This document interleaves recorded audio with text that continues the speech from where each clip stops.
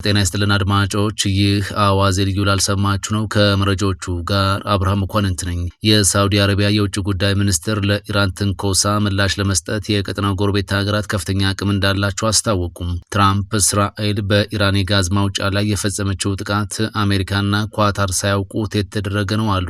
የኢራኑ ጦርነት የኛ ጦርነት አይደለም ስትል አውሮፓ ለፕሬዝዳንት ትራምፕ ምላሽ ሰጠች። ፔንታጎን ለኢራኑ ጦርነት ከ200 ቢሊዮን ዶላር በላይ የአስቸኳይ ጊዜ ፈንድ ጠየቀ። በጥር ወር ተቃውሞ ወቅት ፖሊሶችን ገድለዋል የተባሉ 3 ሰዎች በኢራን መረሸናቸው ተሰማ። እነዚህንና ሌሎች ጉዳዮችን በዝርዝር እናስደምጣችኋለን። አብራችሁን ቆዩ። የምስራች ለመርካቶ ነጋዴዎች በሙሉ የንግድ ሱቆችን ከ3.4 ሚሊዮን ሙሉ ክፍያ ጀምሮ በታላቁ የንግድ ማዕከል መርካቶ ተክለ ሃይማኖት ላይ ከ14 ካሬ ጀምሮ በተለያዩ የካሬ አማራጮች ይዘንላችሁ መጥተናል። ሲፈልጉ ነግደው የሚያተርፉበት አሊያም ደግሞ በጥሩ ዋጋ የሚያከራዩትን የንግድ ሱቆችን ከ30% ቅድመ ክፍያ ጀምሮ በአንድ ዓመት ጊዜ ብቻ ልናስረክባችሁ ዝግጅታችንን ጨርሰናል። ምን ይሄ ብቻ! ንግዶን የሚያለማምዱበትን ጊዜያዊ ሱቆችን ለ30 ደንበኞች ብቻ አዘጋጅተናል። እኛ ጋር የንግድ ሱቅ ሲገዙ ለተጨማሪ ጋራ መገልገያ ክፍያዎችን አንጠይቆትም። ለመኖሪያ ቤት ፈላጊዎችም ፒያሳ አራዳ ፓርክ ፊት ለፊት ከ3.6 ሚሊዮን ብር ሙሉ ክፍያ ጀምሮ ይዘንላችሁ መጥተናል። ለበለጠ መረጃና ለሳይት ጉብኝት ከስር ባለው ስልክ ቁጥር ይደውሉልን። የሳውዲ አረቢያ የውጭ ጉዳይ ሚኒስትር ለኢራን ትንኮሳ ምላሽ ለመስጠት የቀጠናው ጎረቤት ሀገራት ከፍተኛ አቅም እንዳላቸው አስታወቁም። የሳውዲ አረቢያ የውጭ ጉዳይ ሚኒስትር ልዑል ፋይሰል ቢን ፋርሃን አልሳኡድ በሳውዲና በጎረቤት የባህር ሰላጤው ሀገራት ላይ የሚፈጸመው ጥቃት የሚታገስበት ሁኔታ የተገደበ መሆኑን በመግለጽ ቴህራን ስትራቴጂዋን በአስቸኳይ እንደገና እንድትመረምር ጥሪ አቅርበዋል። ልዑል ፋይሰል ዛሬ ሐሙስ ማለዳ በሰጡት ጋዜጣዊ መግለጫ ሳውዲ አረቢያና ሌሎች የባህር ሰላጤው ሀገራት ከፍተኛ አቅምና ችሎታ እንዳላቸውና አስፈላጊ ሆኖ ሲገኝ ሊጠቀሙበት እንደሚችሉም አስጠንቅቀዋል። የኢራን ዲፕሎማቶች ጥቃቱን ቢክዱም ኢራን በጎረቤት ሀገራት ላይ የምትሰነዝረውን ጥቃት በጥንቃቄ አቅዳ የምትፈጽመው መሆኑን ገልጸዋል። በጎረቤቶቻችንና በግዛታችን ላይ የሚፈጸሙት ጥቃቶች የታለመላቸውን ቦታ የመምታት ደረጃቸው ድርጊቱ አስቀድሞ የታሰበበት የታቀደና በሚገባ የተደራጀ መሆኑን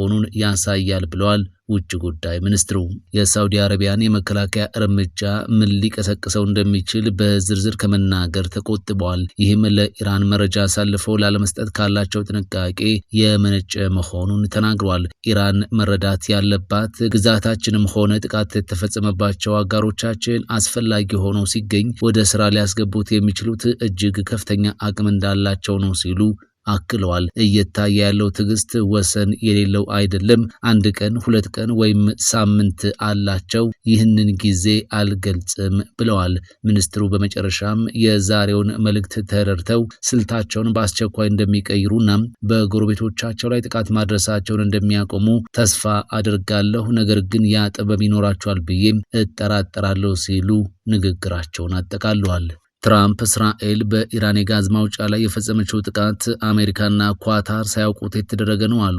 በኳታር ላይ ለሚሰነዘር ጥቃትም ማስጠንቀቂያ ሰጥቷል። የአሜሪካው ፕሬዝዳንት ዶናልድ ትራምፕ ትላንት ምሽት ላይ እንደገለጹት በኢራን የደቡብ ፓርስ የጋዝ ክምችት ላይ የተፈጸመው ጥቃት በእስራኤል የተከናወነ ሲሆን አሜሪካና ኳታር በድርጊት ውስጥ እጃቸው የለበትም ብለዋል። ትራምፕ አክለውም ኢራን በኳታር ላይ ጥቃት ካልሰነዘረች በስተቀር እስራኤል በደቡብ ፓርስ በሚገኙ የኢራን ተቋማት ላይ ተጨማሪ ጥቃት እንደማታደርስ ገልጸዋል። ሆኖም ኢራን በዱሃ ላይ ማንኛውንም እርምጃ ከወሰደች አሜሪካ በእነዚያ ተቋማት ላይ ጥቃት እንደምትሰነዝር አስጠንቅቋል። ትራምፕ ትሩዝ ሶሻል በተባለው የማህበራዊ ገጻቸው ላይ ባሰፈሩት መልእክት አሜሪካ ስለዚሁ ልዩ ጥቃት የምታውቀው ምንም ነገር የለም፣ ኳታርም በማንኛውም መንገድ ቢሆን በጉዳይ ውስጥ የለችበትም፣ ሊፈጸም መሆኑንም የምታውቀው ነገር አልነበረም ሲሉ ጽፈዋል።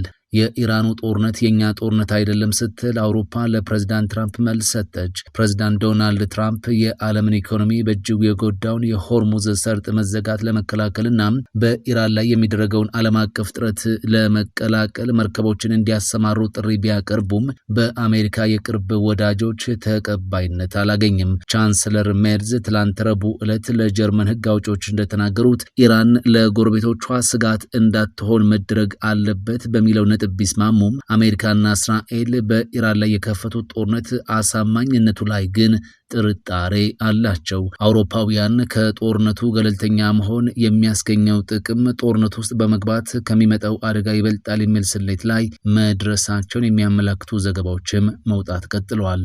ፔንታጎን ለኢራን ጦርነት ከ200 ቢሊዮን ዶላር በላይ የአስቸኳይ ጊዜ ፈንድ ጠየቀ።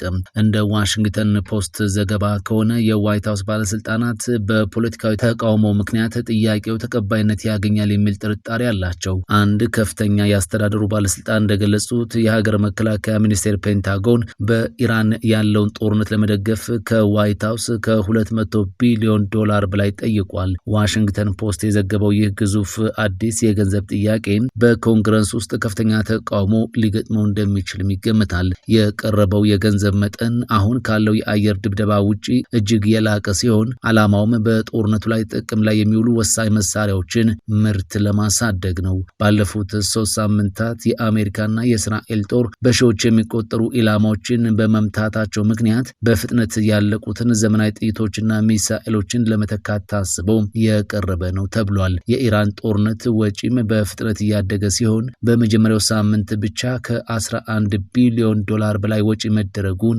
ባለስልጣናት መግለጻቸው ይታወሳል። ኢራን በሰሜናዊ እስራኤል ላይ መጠነ ሰፊ የባላስቲክ ሚሳኤል ጥቃት ሰነዘረች። የእስራኤል መከላከያ ኃይል አይዲኤፍ ባወጣው መግለጫ ኢራን በሰሜናዊ እስራኤል በሚገኙ የተለያዩ ስትራቴጂካዊ ኢላማዎች ላይ ተከታታይ የባላስቲክ ሚሳኤል ጥቃቶችን መሰንዘሯን ይፋ አድርጓል። ጥቃቱን ተከትሎ በሰሜናዊ እስራኤል በሚገኙ በርካታ ከተሞችና የነዋሪዎች መንደሮች ውስጥ የአደጋ ጊዜ ማስጠንቀቂያ ሳይረኖች በከፍተኛ ድምፅ እየጮሁ ነው ተብሏል። በሺዎች የሚቆጠሩ ነዋሪዎች ወደ ቦምብ መጠለያዎች እንዲገቡ መመሪያ የተሰጠ ሲሆን የአየር መከላከያ ስርዓቶች ሚሳኤሎቹን ለመምታት እየተንቀሳቀሱ ነው ተብሏል። ይህ ጥቃት በመካከለኛው ምስራቅ እየተካሄደ ያለውን ጦርነት ወደ አደገኛ ምዕራፍ ሊያሸጋግረው እንደሚችልም ተሰግቷል። በጥር ወር ተቃውሞ ወቅት ፖሊሶችን ገድለዋል የተባሉ 3 ሰዎች በኢራን ተረሸኑ። ከእስላማዊ አብዮታዊ ዘብ ጋር ግንኙነት ያለው የፋርስ የዜና ወኪል እንደዘገበው በጥር ወር በተካሄደው የጸረ መንግስት ተቃውሞ ወቅት 2 የጸጥታ ኃይሎችን በመግደል ወንጀል ጥፋተኛ የተባሉ 3 ሰዎች የሞት ቅጣት ተፈጽሞባቸዋል። የኢራን መንግስት ቴሌቪዥን በዚህ ዓመት መጀመሪያ ላይ አገሪቱን ባናወጣት አለመረጋጋት ቢያንስ 3117 ሰዎች መገደላቸውን ዘግቧል። ይሁን እንጂ መቀመጫውን አሜሪካ ያደረገው የሰብአዊ መብት ተሟጋች የዜና ወኪል በበኩሉ እስካሁን 6854 ሰዎች መሞታቸውን ማረጋገጡንና በሌሎች 11280 ጉዳዮች ላይ ደግሞ ምርመራ እያደረገ መሆኑን ከዚህ ቀደም መግለጹ ይታወሳል። የኢራኑ የውጭ ጉዳይ ሚኒስትር አባስ አራግቺ ከበርካታ ሀገራት የውጭ ጉዳይ ሚኒስትሮች ጋር በስልክ ተወያይተዋል። የኢራን የውጭ ጉዳይ ሚኒስትር አባስ አራግቺ ከቱርክ፣ ከግብጽና ከፓኪስታን የውጭ ጉዳይ ሚኒስትሮች ጋር መወያየታቸው ተነግሯል። የኢራን የውጭ ጉዳይ ሚኒስቴር ባወጣው መግለጫ መሰረት አራግቺ ከአቻዎቻቸው ጋር በመሆን አሜሪካና እስራኤል በኢራን ላይ የከፈቱት ወታደራዊ ወረራና በቀጠናውም ሆነ በዓለም አቀፍ ደረጃ ሊያስከትል የሚችለውን ተጽዕኖ መምከራቸውን ቲአርቲ ወርልድ ዘግቧል። እንዲሁም እነዚህን ስጋቶች ለመመከት በቀጠናው ሀገራት መካከል ጥንቃቄና ቅንጅት እንደሚያስፈልግ በውይይታቸው ወቅት እንደተነሳም ዘገባው አትቷል። የአሜሪካው ፕሬዝዳንት ዶናልድ ትራምፕ ኢራን በኳታር ራስ ላፋን የተፈጥሮ ጋዝ ማውጫ ላይ በድጋሚ ጥቃት የምትፈጽም ከሆነ የቴህራንን የጋዝ ማምረቻ ስፍራ ከዚህ ቀደም ታይቶ በማይታወቅ መጠን እንደሚያጋዩ አስጠነቀቁም። ትራምፕ ይህንን ያሉት ደቡብ ፓርስ ውስጥ የሚገኘው የተፈጥሮ ጋዝ ስፍራ በእስራኤል ጥቃት የተመታባት ኢራን ኳታር ውስጥ በሚገኝ ተመሳሳይ የኢነርጂ መሰረተ ልማት ላይ የሚሳኤልና የሮኬት ጥቃት ከፈጸመች በኋላ ነው።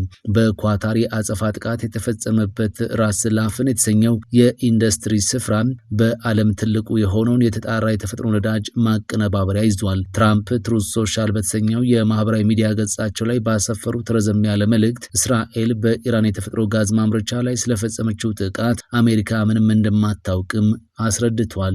የምስራች ለመርካቶ ነጋዴዎች በሙሉ የንግድ ሱቆችን ከ3.4 ሚሊዮን ሙሉ ክፍያ ጀምሮ በታላቋ የንግድ ማዕከል መርካቶ ተክለ ሃይማኖት ላይ ከ14 ካሬ ጀምሮ በተለያዩ የካሬ አማራጮች ይዘንላችሁ መጥተናል። ሲፈልጉ ነግደው የሚያተርፉበት አሊያም ደግሞ በጥሩ ዋጋ የሚያከራዩትን የንግድ ሱቆችን ከ30% ቅድመ ክፍያ ጀምሮ በአንድ ዓመት ጊዜ ብቻ ልናስረክባችሁ ዝግጅታችንን ጨርሰናል። ምን ይሄ ብቻ! ንግዶን የሚያለማምዱበትን ጊዜያዊ ሱቆችን ለ30 ደንበኞች ብቻ አዘጋጅተናል። እኛ ጋር የንግድ ሱቅ ሲገዙ ለተጨማሪ የጋራ መገልገያ ክፍያዎችን አንጠይቅዎትም። ለመኖሪያ ቤት ፈላጊዎችም ፒያሳ አራዳ ፓርክ ፊት ለፊት ከ3.6 ሚሊዮን ብር ሙሉ ክፍያ ጀምሮ ይዘንላችሁ መጥተናል። ለበለጠ መረጃና ለሳይት ጉብኝት ከስር ባለው ስልክ ቁጥር ይደውሉልን። ፈጣን ያልተሰሙ መረጃዎችንና ትኩስ የኪነ ጥበብ ዜናዎችን ለማግኘት የቁም ነገር ሚዲያ የዩቲዩብ ቻናልን በመቀላቀል ቤተሰብ የሆኑ ቻናላችንን ሰብስክራይብ ያድርጉ። በቲክቶክም አለን። ቁም ነገር ሚዲያ ኦፊሻል ብለው ይከተሉን። እናመሰግናለን። ቁም ነገር ሚዲያ፣ ለቁም ነገር እንሰራለን።